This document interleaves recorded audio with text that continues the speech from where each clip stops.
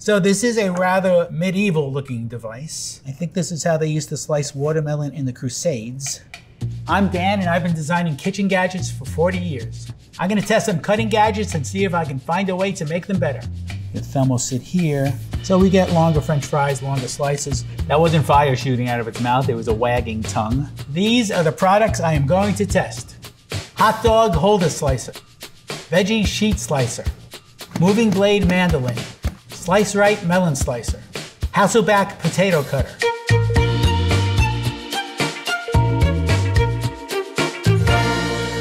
Hot dog holder slicer. It is designed with a grid of blades on the bottom. As you place the hot dog on the base, it is designed to mate, press down, and we should end up with 20 little cubic pieces of hot dog. Let's see how effective it is. First, I will remove the dog, then I will add the dog, and I will replace the dog, and let's press. It's not slicing as quickly as I would hope. Honestly, it did a bit of mangling. So let's try this. Let's put its little doggy dish in place, and you can fill that with either ketchup or mustard, but never ketchup because it's a hot dog. Let's see now if I can extract a piece. They're really not cutting all the way through. I got a piece out, it's a little mangled. I can certainly dunk it and eat it. I would have expected a nice array of separated little hot dog pieces, and it's not what we're getting. You can see from the bottom that the hot dog didn't completely cut through, so a little disappointing. Sorry, little puppy dog, but you're not quite cutting it.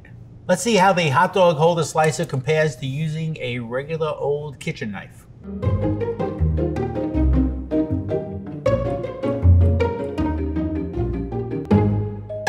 Well, using a knife isn't nearly as much fun as using the hot dog holder slicer, but at least the knife works. In terms of effectiveness, I would give the hot dog slicer holder just a 1 out of 5. It just didn't cut the hot dogs all the way through. So let's test its usability. One very quick way to do that is to make your hands slippery. This is usually called the left-handed oil test, where I try to favor my non-dominant hand, but this is a two-hand operation. I'll still try to favor my left hand a bit. The alignment pieces here actually don't align because the hot dog is in the way. I have it now.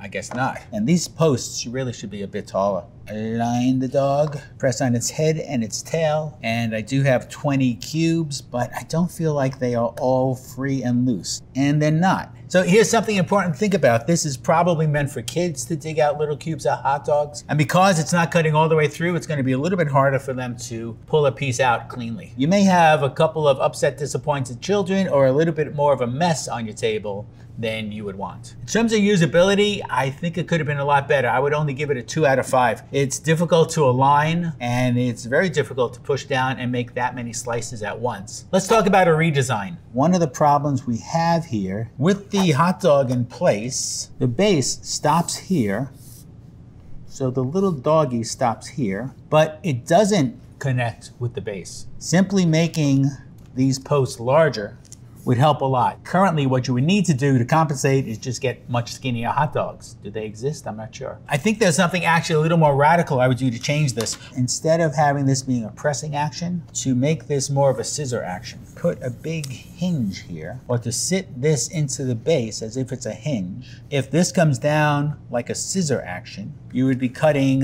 that first, and that first, and that first. One way to understand the amount of work you're doing with any sort of hand tool or mechanism like this is the amount of movement that you make as opposed to the amount of movement, in this case, that the blades make. By turning this into a scissor action, I think kids will be able to do this. I think it would be a lot more fun. It would add some more action to the kitchen. In terms of a buy rating, I can't give this any better than a 1 out of 5. It just doesn't perform as promised. Bad dog. Veggie sheet slicer. Its purpose in life is to cut vegetables like cucumbers or zucchini into long, skinny sheets. Let's see how effective it is. The thing you're slicing needs to be the exact same size. So I am going to slice, I'm going to align it and insert this piece. I am now going to pierce the zucchini from this side. And this blade needs to be released. There's a rather tight spring here on the blade, and it's got a lock to it to lock it open. So I'm just going to let it go, but I'm going to start spinning and let's see what we get. Eventually, when we get down through the skin, we should be getting a rather long, skinny piece of zucchini. And that worked up to the point where I cut so much off that it just didn't want to spin anymore. What you would probably want to use this for is to create a wrap. Stuff it with something and start to roll it up or make some sort of zucchini lasagna. So the end product is pretty cool. I don't know if there's any other possible way to do this. It would be really tough to do with a knife or using a mandolin. In terms of effectiveness, I would give this a 4 out of 5. It does something that nothing else can do. There's really no alternative in the kitchen. That being said, I think as a design, it can be a little more effective at doing it. Let's test its usability. Between you and me, I am not looking forward to doing this. There are a lot of steps here that are gonna be a little on the dangerous side. You can see how this is tapered, basically pulling against an angle that's not helping me at all to pull. So I really have to squeeze harder than I normally would. This spring is pretty tight. There's really nothing helping me to pull. I don't want to go around the front, which would make it easier to pull up, but the blade's right there. That's gonna end up with a bloody thumb. This will show how strong the spring is. It's very mousetrap-like. So that really needs to be rethought. Load the zucchini. I'm gonna go through, try to center it, put the spinning blades, and I could have done that left or right-handed. It's just a push action. Now, release the blade. Boy, there's nothing here to grab, so didn't love that. It is going to start to cut. I do have to squeeze a little bit harder because there's really not much to grab here. Boy, now I'm slipping. So I am not as happy with the result this time around. I think the failure here is there's nothing here that really gives you a cue as to what size or length the zucchini should be or how to place it properly. In terms of usability, I would give it a 1 out of 5. It's just a little too unsafe. Let's talk about how I would redesign this. One of the things I would do as you line it up, right now this bottom piece is just a flat disc. It's got slices like that. Either have some visual graphic representation, which could be molded into the plastic to show when your zucchini is centered, or there could be just a little bit of a funnel here so that when you place the zucchini, it just automatically centers itself. So I would look at changing this shape quite a bit. Pulling this back with a finger with nothing really to pull against is just silly. At the very least, I would indent this or do something to keep your finger away from it. Make sure that your finger has a lot of ability to pull this up and also that it's very far away from the blade. Another thing that is probably very obvious, this piece is round and with a slippery hand, there's not that much to spin against. So what would really help is to make this a knob shape that you can really spin. So this is a problem that comes up a lot in a lot of the designs that I'm evaluating. Maybe people love circles, but they don't work. And just putting any sort of simple shape in here would really help people grab this and turn it and make this whole procedure a whole lot more pleasant. In terms of a buy rating, I would give this a 1 out of 5. It's just too dangerous for me to recommend this for everyone. For those of you who absolutely must have a long, thinly sliced sheet of zucchini, just tread lightly, my friend. Moving blade, mandolin. Its purpose is to slice or julienne vegetables. It's similar to a normal mandolin, except the blade moves instead of the vegetable. Let's test its effectiveness. I've got a medium-sized potato here, and let's give it a shot. Now, I've got this set to a pretty wide setting. So these slices are a little too thick for what I'm looking for. There is an adjustment dial on the back. Right now we're set to 6. I am going to turn it down. It's a little hard to see. I guess I'm at a number 2.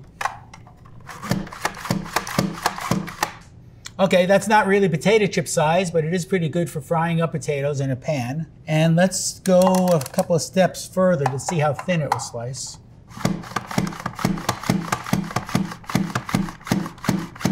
So that was pretty successful, I thought. It went right through the very end of the potato. On a typical mandolin, I would be a little concerned. I maybe would not get that very last little bit of potato, but this is no problem doing that. So I just made an adjustment on the back. There are a couple of key switches here that will twist. We should be making French fries at this point. And it is working. I've got this set for rather skinny French fries. And they're maybe a little shorter than you would want, but we got through the potato pretty quickly and obviously evenly cut, so they look pretty good. Let's see how the moving blade mandolin compares to a more traditional mandolin.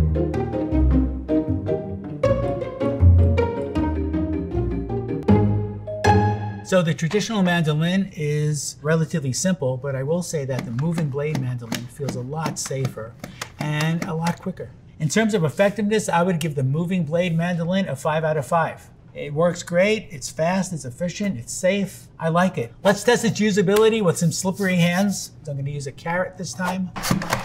And I am getting through this carrot pretty quickly.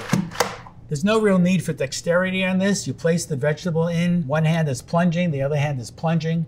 There's really not a whole lot of pinching or finger movements or strength that's needed. In terms of usability, I would give the moving blade mandolin a 5 out of 5. I think it's a lot safer and quicker than a traditional mandolin. There may be a little bit of time spent in setup and cleanup, but if you're doing more than just a few vegetables, I think that time spent would be well worth it. So I like this product a lot. So my redesign is going to be based on some relatively smaller details. What's a little funny is the way this mates to the main part of the mandolin. It's got these shapes to it that just seem wrong. They don't really nest in there. They just kind of push against the groove here. We've got a shape that looks like this, but we have arms on the mandolin. They look like this in cross section. I think what I would do is I would change the shape of the basket just so that it looks like it nests in here the way it should. This intersection to me is just a little funny. The reason we're getting short French fries is because right now we're getting this angle of potato. The potato is being fed that way, which means our slices are going to be just that length.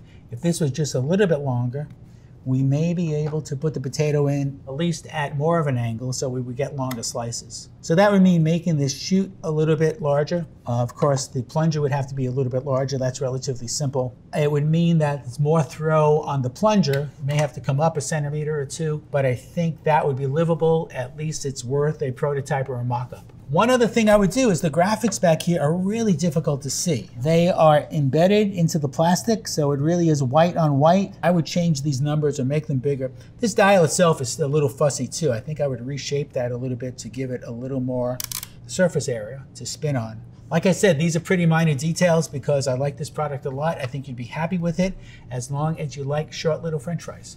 In terms of a buy rating, I would give the moving blade mandolin a 5 out of 5. It really is a very efficient gadget designed by people who understand vegetables. I would kiss you, but it looks a little too dangerous. Slice right, melon slicer. Its purpose in life is to cut and serve a single piece of watermelon. Let's see how effective it is. You will have to start this process with a knife to cut the watermelon in half, unless you bought the watermelon that way. Let's give it a shot. I'm gonna rock it a bit because it seems like that's what it wants to do. I was a little bit unsuccessful there, although this slice is coming out and it's kind of okay. It's a little triangular. I'm not sure I followed the curvature of the watermelon the way I should have. Maybe that takes a little bit of practice. And this time I'm gonna try to go down as far as I can. Still not great.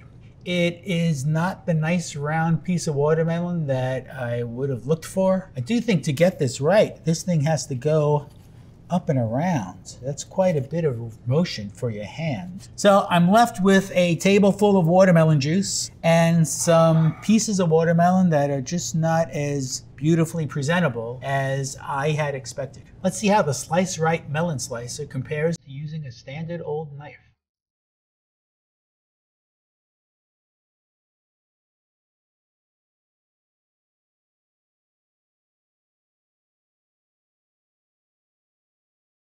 All in all, using the knife was a lot more efficient and a lot easier. In terms of effectiveness, I would give the Slice Right melon slicer a 1 out of 5.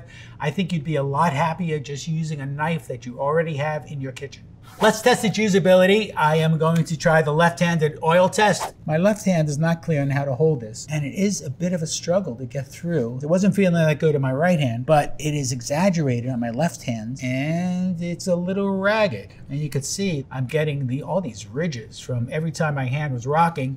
I was cutting the watermelon a different way. Not happy with this at all. In terms of usability, I would give the Slice Right melon slicer a 1 out of 5. Once again, I think we have a device that's used by people who don't have a test kitchen. Maybe they designed it in the winter when they couldn't find watermelons. Let's talk about a redesign. The idea you would think would be to pull out a slice with one magic swoop. Keep in mind that in order to cut half a watermelon, you've got to go through 180 degrees of motion, and your wrist won't do that. Your wrist will start here and end here. So you can do just about 180 degrees, but you can't do it if you start at a 90-degree angle. Then you're going to struggle with either tilting the watermelon or using both hands or spinning something around or just struggling with it. If I was home doing this, I may actually slice a little bit off the bottom just so it doesn't rock so badly. I'm redesigning the watermelon, which could help. Instead of this handle starting up like that, I would start this handle down, more like this. Now, the other thing I would consider is instead of a small circle here in diameter, there should be a small blade. That would force the cut against the rind. I know the reason for having this be squeezable is to lift the watermelon, but that's not really that effective anyway. I think I would forego that and actually make this a handle that you could grab. Foregoing that, I would use a knife. In terms of a buy rating, I would give the Slice Right melon slicer a 1 out of 5. It's not well designed, it's not well thought out. Watermelon, you deserve better. Hasselback potato cutter. What the device does is it cuts the potato in slices, but not all the way through. What you end up with is a series of leaves that will fan open that you can stuff with vegetables or whatever else you want to stuff it with. Let's test its effectiveness. So you can see it's got a series of 5 sharp blades here. The 3 middle ones are movable, so when we come down on the potato, they will lift, and this button will be used to continue the slice. What we'll end up with is 4 slices, and we'll work our way across the potato. Start straight on and move forward. I'm going to push down on that, and let's see if I can get out of this potato without breaking it. I don't know what to do at this point. I guess I could just be careful and do it. I'm now going to line up the first blade with the last cut. Press down to finish the middle slices. Again, I'm not sure it wants to come up that easily. I am going to try to come out, and oh, I broke a potato. Uh-oh. So the difficulty I'm having here is releasing the blades. As a matter of fact, you can kind of see also that the blades kind of bowed here. They're just grabbing that potato and they don't want to come back up. They don't want to release. I would not consider this successful or easy at all. Not great. Let's compare the Hasselback cutter to using just a standard knife and maybe some chopsticks at the bottom of the potato to keep the bottom still connected.